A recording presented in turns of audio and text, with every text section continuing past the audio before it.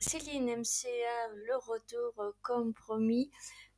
Petite vidéo, alors cette fois-ci pas sur la comptabilité, mais sur Excel et surtout la certification TOSA, puisque beaucoup de mes abonnés, nouveaux abonnés, sont apparemment très fans de cette certification TOSA, que ce soit sur le logiciel Word, Excel. Alors, je pense aussi que prochainement, je ferai sur le logiciel PowerPoint. Il faut savoir que mon cher et tendre mari, Monsieur Toza, sur les questions Excel lors de la certification, il est très fan sur les graphiques. Il y a beaucoup de questions sur les graphiques, donc nous allons voir tout ça ensemble. Je vais faire un cours assez conséquent pour vous donner un petit peu tout le vocabulaire, les indices pour pouvoir réussir les graphiques, que ce soit histogramme ou pas, au travers justement de l'histogramme. Bon, allez, avant toute chose, pour ceux qui découvrent cette chaîne grâce à cette vidéo sur les graphiques, n'oubliez pas de vous abonner. C'est super important pour que cette chaîne continue à exister. C'est très très simple. Vous avez en bas à droite de votre écran, alors je pense que ici à peu près, le petit icône abonné. Alors il suffit de cliquer dessus et puis derrière vous avez une petite clochette qui vous permet de recevoir les notifications de toutes les prochaines vidéos que je publie, quelle que soit la thématique. Alors si vous êtes intéressé, n'hésitez pas à l'activer. Allez, on y va, c'est parti. Pour insérer un graphique, il faut impérativement sélectionner des données. Alors là, en lien avec ce graphique-là, les données qui sont à sélectionner, c'est tout le tableau. Donc, vous avez vu mes vidéos, hein, bien sûr, sur les différentes façons de sélectionner dans Excel. Donc, j'ai sélectionné le tableau et les graphiques se trouvent dans l'onglet Insertion. Dans l'onglet Insertion, vous avez ici tous les graphiques qui sont représentés sous forme d'icônes. Nous allons aller dans le bouton lanceur du groupe graphique et dans tous les graphiques. Comme vous pouvez le constater, Excel s'est amusé à créer des graphiques en quantité assez énorme, puisque nous avons les histogrammes, les courbes, les secteurs, les barres, aires, nuages de points, cartes, boursiers, surface, radar, compartimentage, rayons de soleil, encore des histogrammes, des boîtes à moustaches, des cascades, des entonnoirs, des graphiques combinés. Mais au travers des questions TOSA, il va plutôt vous poser les questions sur les trois graphiques que nous avons vus lorsque nous étions à l'école, c'est-à-dire l'histogramme. Alors, il va vous demander par exemple quel graphique utiliser en fonction de la sélection des données et par rapport aux souhaits que l'on veut faire ressortir en utilisant le graphique. Par exemple, l'histogramme, on l'utilise si on veut faire une comparaison. Alors dès l'instant qu'il va vous dire qu'il veut comparer les chiffres d'affaires de telle ou telle structure, il vous demandera quel graphique, et il faudra bien penser à dire histogramme. Secteur pour nous quand on était à l'école, alors vous voyez, hein, vous avez ici aussi ce qui est intéressant de regarder, parce que sur les questions TOSA on est très sur du visuel et des photographies.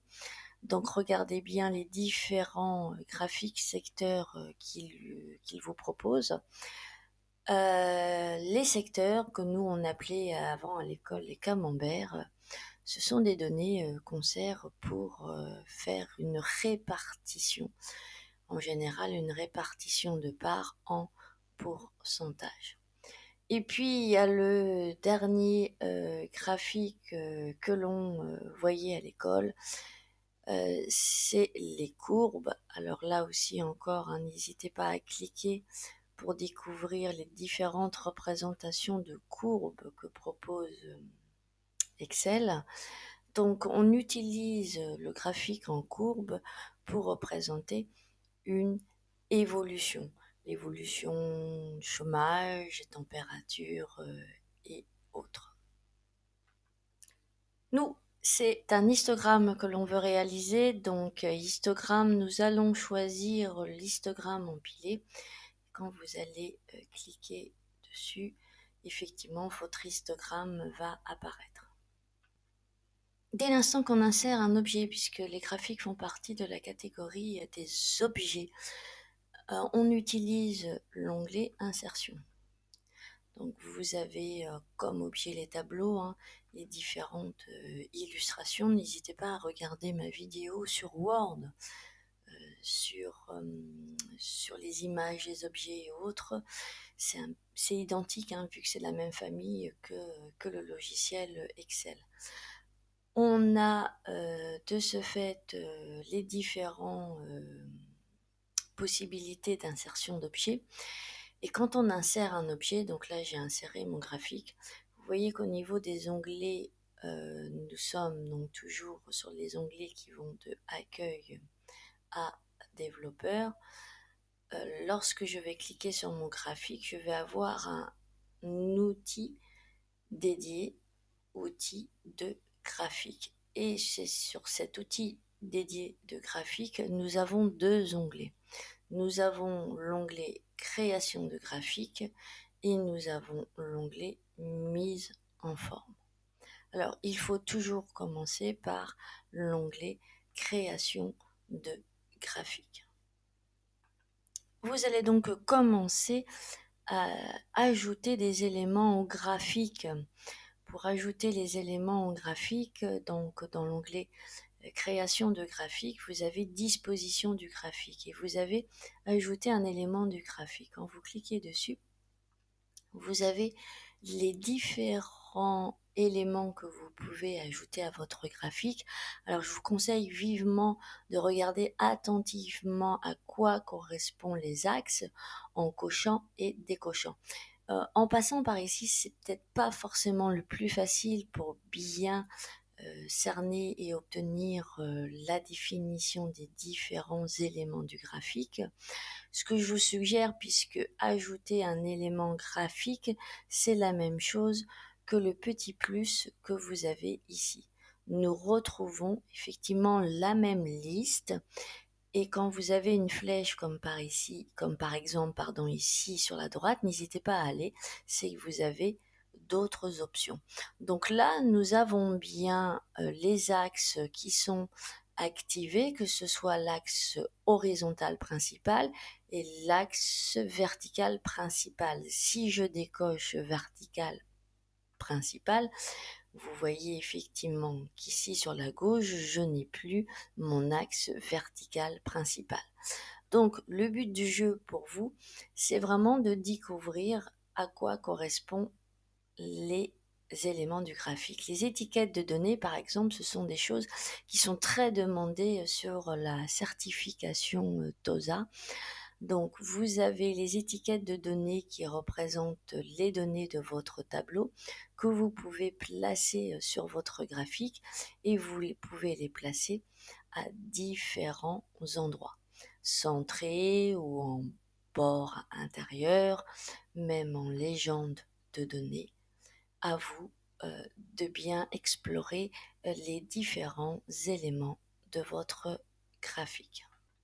Si par exemple on vous demande de créer un graphique à partir éventuellement d'un modèle qui est ici, il faut déjà commencer avec les éléments, d'ajouter ou de retirer les différents éléments qui ne sont pas sur votre graphique. Alors, on avait ici la légende qui devait être positionnée en bas et on devait rajouter titre graphique. Donc, vous voyez effectivement ici que j'ai gardé les axes qui étaient par défaut j'ai demandé à rajouter le titre du graphique qui s'est mis au-dessus du graphique. J'aurais pu le positionner ailleurs.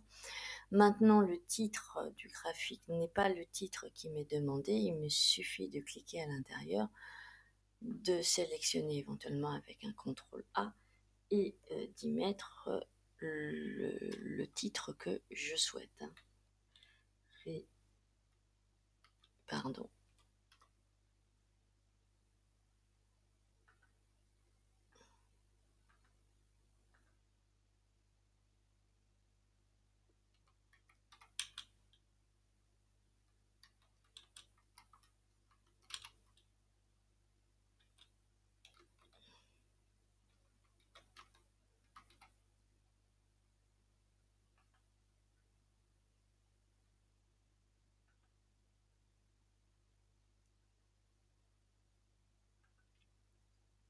Oups, je viens de réaliser que l'enregistrement continuait pendant que je saisissais le titre du graphique. N'hésitez pas à accélérer la vidéo pour passer.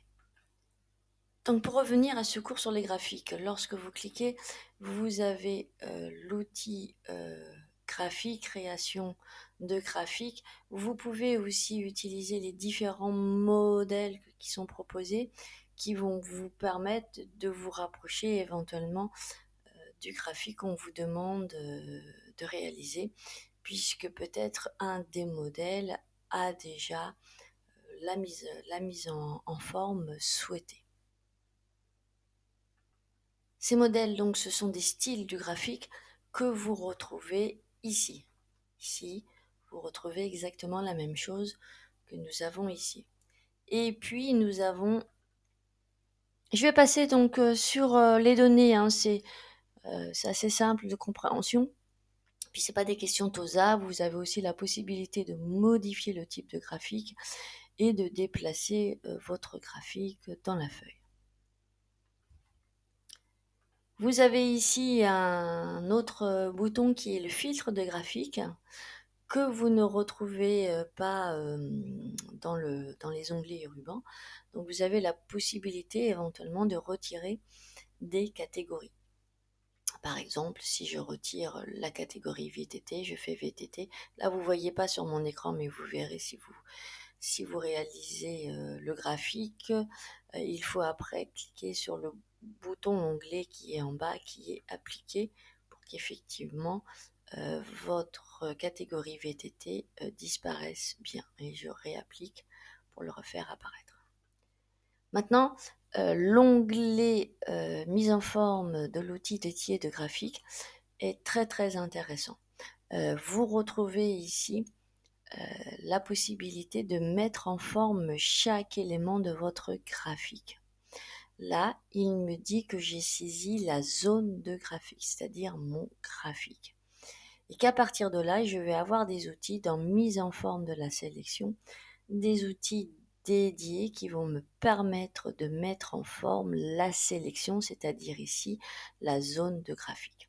Pour sélectionner et mettre en forme une partie de mon graphique, soit je vais ici dans la liste déroulante et en fonction de l'élément sélectionné, c'est-à-dire ici l'axe vertical, je vais effectivement ici sur mon graphique l'info comme quoi j'ai bien sélectionné au travers du bouton lanceur de la liste l'axe vertical. Mais je peux très bien aussi, si je connais pas trop le vocabulaire, si je dis ah bah tiens je veux mettre en forme cette partie-là de mon graphique, donc quand je clique dessus effectivement ça sélectionne et lui il me dit que c'est les séries de ventes hors taxe que j'ai sélectionnées. Ensuite, il me suffit de cliquer sur mise en forme de la sélection pour avoir tous les outils afin de personnaliser la série vente hors taxe de mon graphique. Allez, c'est parti, on y va, on va découvrir les différents mises en forme possibles là en lien avec la série de graphiques. Ici, il n'en apparaît 3, nous en avons en tout 4. Tout dépend effectivement de l'élément du graphique que vous allez sélectionner. première option qui nous est proposée ici, c'est le remplissage et contour. Quand vous cliquez sur remplissage et contour, vous allez effectivement avoir des sous-rubriques. La rubrique remplissage qui va vous permettre, avec les commandes dédiées, de pouvoir personnaliser le remplissage de votre série de données. Par exemple, ici, bleu, si je change la couleur, le remplissage effectivement a changé. Nous avons aussi la possibilité de changer les bordures de remplissage de série de mes ventes. Donc là, je vais faire quelque chose à peu près, je vais changer la couleur, par exemple, pour que vous vous rendiez compte qu'effectivement, là, la couleur a changé de mes bordures. Vu que c'était pas forcément fraglant, j'ai augmenté la largeur, c'est-à-dire l'épaisseur.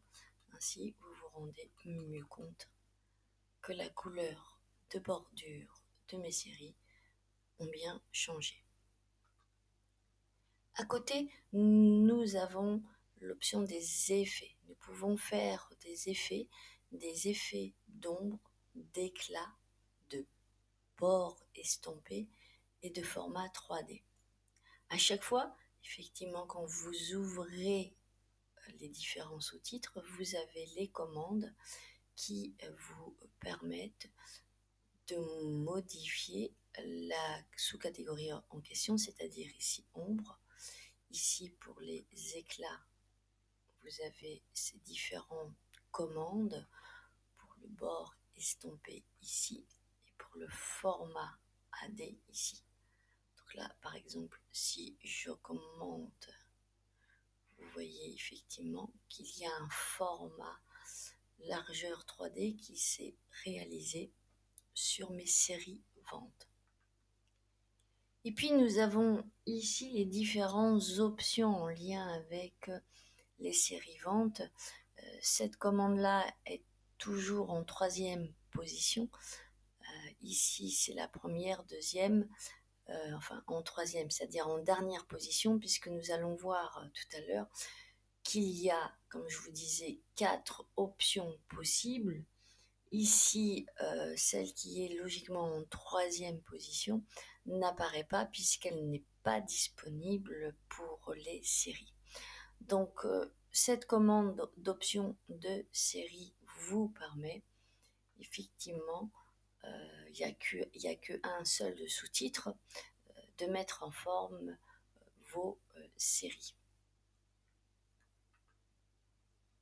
Donc, si je modifie par exemple ici l'intervalle, vous voyez effectivement que ça change l'intervalle de mes séries. Alors, afin de découvrir l'option taille et propriété ici, que nous n'avions pas quand nous avons sélectionné les séries, j'ai donc sélectionné ici les axes. Hein. Donc si on va effectivement ici, il me dit bien que j'ai sélectionné l'axe vertical. Et sur l'axe vertical, on a effectivement ici la possibilité d'avoir cette 4e option qui est toujours positionnée en 3e position lorsqu'elle existe, qui nous permet l'alignement, de paramétrer l'alignement de notre axe vertical. Si nous prenons par exemple l'orientation du texte, ici c'est horizontal, mais nous avons effectivement la possibilité de le faire pivoter. Comme vous pouvez le constater, c'est devenu maintenant, pour faire un graphique un peu une usine à gaz sans être une usine à gaz, si vous pratiquez énormément et que vous vous appropriez toutes les outils qui vous sont proposés. En gros, si je devais faire une image, quand vous achetez une voiture avec Excel, quand vous insérez un graphique, vous avez forcément tout qui vous est déjà proposé, c'est-à-dire la direction assistée, les options de phare automatique, enfin vraiment, vous avez déjà l'achat d'une Porsche, même si vous en avez pas besoin et l'utilité, d'avoir par exemple une boîte automatique ou autre et ben lui, il vous vend et il vous permet, d'insérer un graphique et de pouvoir y ajouter, les différentes options qui sont énormes. Alors après, effectivement, ça peut faire des graphiques très, très chouettes. Donc je ne vais pas, effectivement, vous faire, découvrir, c'est à vous de pratiquer, toutes les options et comment cela se passe. Je vais vous proposer, des graphiques, que nous réaliserons ensemble, plus tard. Là, c'est vraiment, les différents, outils qui vous sont proposés dans l'onglet création de graphiques et mise en forme et surtout, des astuces et des vocabulaires qui vous sont, demandés lorsque vous passerez la certification, TOSA, Excel.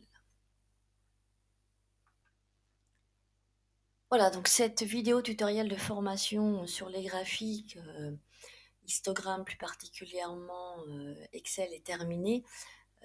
C'est vraiment en lien avec la certification TOSA. Bien sûr, hein, pour les fans et ceux qui vont passer prochainement la certification TOSA Excel, je vous ferai un exercice d'entraînement sur les questions qui vous seront susceptibles d'être posées lorsque vous passerez la certification TOSA. Tout en vous parlant, je viens de réaliser que j'ai oublié de vous dire quelque chose.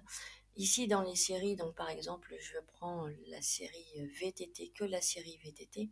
Bien sûr, je peux transformer par une image. Hein, si je prends l'image de ma photo que je mets ici et que je fais alors j'ai dit que VTT, il est gentil, un coller, je vais avoir mon image directement à la place du remplissage de ma série VTT. Allez, cette fois-ci, c'est terminé. N'hésitez pas à accélérer, hein. Je sais qu'il y en a qui disent que des fois c'est un petit peu long, mais en même temps, c'est nécessaire aussi, comme toutes les autres personnes qui m'écrivent et qui me disent avec plaisir qu'ils sont passés sur des niveaux certification TOSA avancés. Il faut impérativement, effectivement, écouter et en passer par là pour pouvoir réussir votre certification. Donc, n'oubliez pas, des petits super, hein, dire si vous aimez ou pas, de parler de la chaîne pour que des gens nouveaux viennent s'abonner. Et puis, je vous dis à très bientôt. Allez, ciao, ciao.